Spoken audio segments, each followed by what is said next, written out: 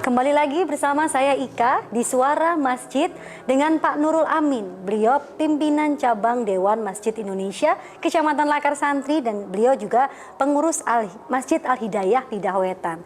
Sebelum iklan tadi kita berbicara tentang 7 kelompok yang luar biasa di akhir gitu ya, di hari kiamat nanti ya.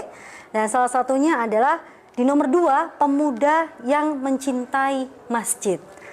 Nah, kalau kita ngobrol tentang pemuda ini kategorinya berarti masih remaja kah? Ataukah yang belum menikah kah? Atau yang pripun ini? Bapak, monggo silahkan. Ya, ini sebuah pertanyaan yang sifatnya pengembangan. Jadi remaja itu secara umum kalau anak itu sudah balik, jadi sekitar kalau anak SD itu sudah usia kelas 4, itu sudah mulai ada kewajiban dalam melaksanakan kewajiban-kewajibannya. Sehingga saat itu pada tingkat anak-anak itu sudah mulai disebut remaja awal. Betul. Kemudian dalam hal yang lain, batasan-batasan kepemudaan itu sampai 40 juga masih disebut pemuda. Sehingga ini yang juga menjadi permasalahan klasik ketika di masjid-masjid Surabaya dan sekitarnya, bahwa kalau sudah menikah, mereka menyatakan diri sudah bukan remaja dan otomatis mereka juga bukan remaja masjid. Ini yang menjadi kesalahkaprahan pemahaman yang perlu kita luruskan. Saat ini Mbak Ika, saya sudah umur 40. Disebut muda apa sudah tua ya? Kalau saya masih menyebut jenengan pemuda. Terima kasih Mbak Ika. Karena kalau ngomongin petua bingung juga nanti Pak tulisannya. Monggo silakan Pak. Seperti halnya di organisasi-organisasi kepemudaan yang lainnya, pemuda itu dibatasi pada usia 40 tahun. Sehingga saat ini pun saya masih aktif dalam remaja masjid. Saat ini saya masih membina remaja Masjid Al-Hidayah di Lidah Wetan. Di sini saya melanjutkan peran ketika dulu menjadi ketua remas, sampai saat ini pun setelah menikah pun saya masih melanjutkan bagaimana remaja masjid ini berperan dalam hal memakmurkan masjid. Nah, itu memakmurkan masjid. Sehingga kalau memakmurkan masjid itu hanya menjadi peran takmir, hanya menjadi peran orang tua, hanya akan menunggu waktu. Suatu saat masjid ini akan menjadi sepi. Bisa jadi yang menjadi guyonannya teman-teman para pihak itu, masjid ini dari kos-kosan atau dari gudang ya, gitu. Saking sepinya sepi gitu. Masya Allah. Sehingga dari sekarang, mari peran remaja dalam masjid ini betul-betul kita libatkan. Kegiatan remaja masjid itu tidak harus monoton dalam hal kegiatan ngaji, tidak hanya bersolawat. Seperti hal yang dicontohkan di tempat Masjid Al-Hidayah Lidah Wetan itu, teman-teman punya lapangan bulu tangkis baru dibangun. Sehingga mereka bisa beraktivitas berolahraga di area masjid. Karena memang masjidnya mencukupi untuk dibuat kegiatan tersebut. Samping itu, di luar kegiatan yang sifatnya formal, teman-teman juga suka mengadakan kegiatan futsal. Kegiatan positif intinya. Kegiatan positif. Karena kembali kepada jiwa karakter seseorang ya, manusiawi, bahwa seorang itu gampang bosan. Betul. Kalau hanya satu aktivitas, ya bosan. Akhirnya ya sepi lagi masjidnya. Buyar lagi. Jadi kos-kosan lagi nanti. Benar-benar jadi gudang. Jadi kekhawatiran kita bersama. Naudzubillah min dzalik lah. Sehingga peran remaja masjid ini betul-betul harus nyata dan konkret. Kemudian remaja masjid ini bisa berperan dengan baik dan konkret. Perlu dukungan juga dari para takmir masjid, di mana tentunya dominasi para sesepuh, mereka yang sudah berpengalaman, tua dalam hal umurnya, juga perlu memberikan dukungan yang nyata. Bimbingan nyata itu berupa peran. Peran itu diberikan kepada remaja masjid, seperti adzan, muadzin itu diambil dari remaja masjid. Kemudian dalam pelaksanaan ibadah salat Jumat. Bilal diambilkan dari remaja Remaja masjid. masjid. Mohon maaf, Mbak Ika.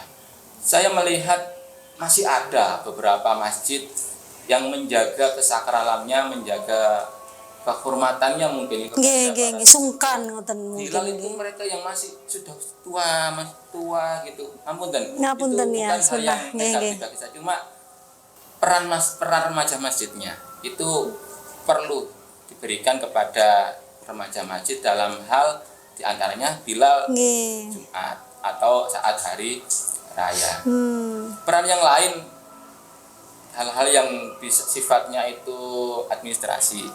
Nah, di sini bisa melibatkan mereka yang masih muda. Nggih. Remaja masjid tentunya dengan kemampuannya, dengan pendidikannya, bekal-bekal yang sudah diperoleh dimanapun itu akan sangat bermanfaat dalam Nggih. menata manajerial masjid. Nah, kadang juga anak kecil-kecil, ya enggak apa-apa sih sebenarnya Ustadz. Tapi menurut saya alangkah eloknya kalau itu memang remaja. Terus nggih, nonton Bapak. Nah, lalu nih sekarang setelah kita ngobrolin bagaimana pemuda di dalam masjid, nanti kita teruskan nanti. Yang jelas kita akan meneruskan nomor 3 tadi, 7 kelompok di hari akhir tadi. Monggo Pak. Nomor 3?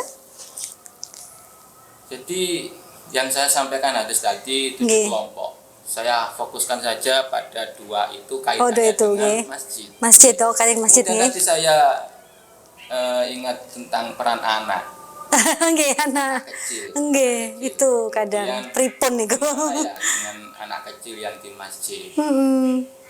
Utamanya mereka yang balita ya, balita.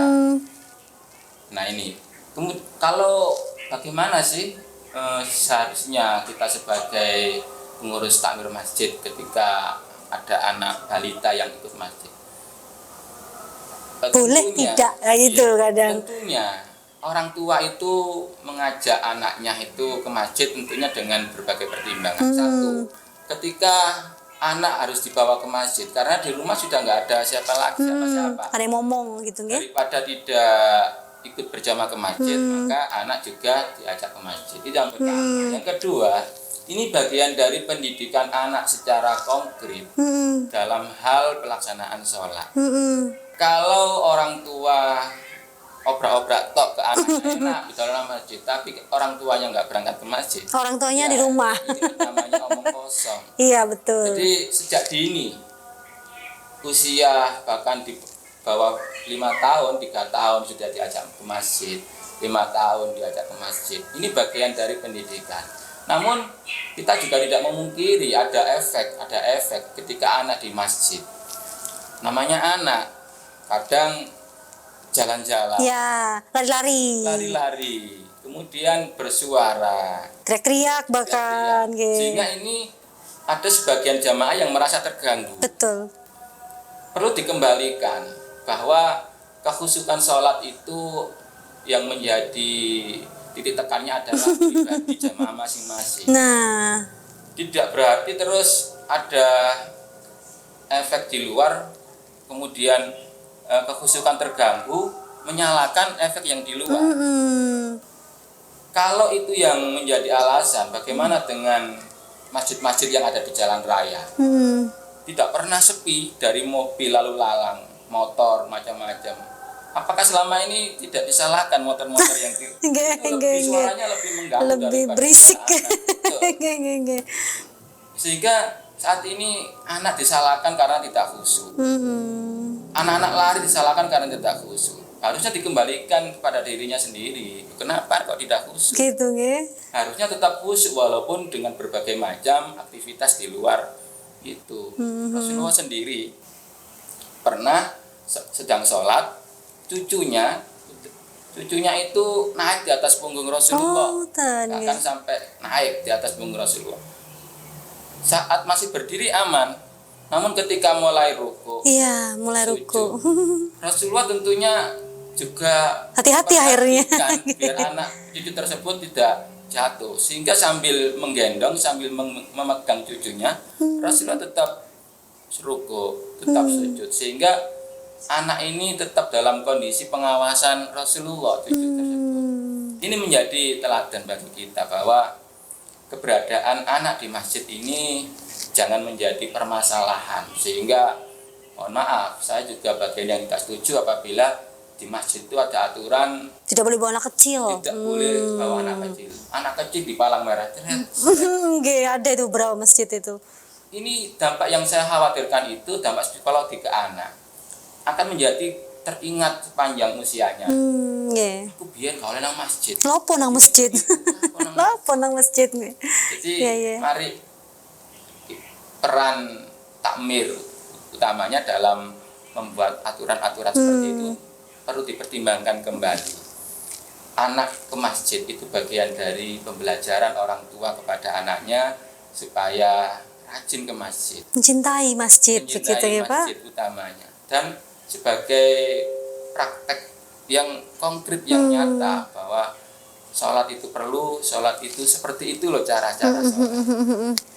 Iya. Kalau ngomongin tentang anak kecil memang ada ya, kalau terganggu pasti Rasulullah tadi dengan sudah cerita tetap fokus sholat, tetap menjaga begitu Iya, nggih. betul. Nah, kalau di Masjid Al Hidayah sendiri biasanya apakah ada aturan khusus juga ini mboten, apakah anak kecil dibiarkan juga seperti itu?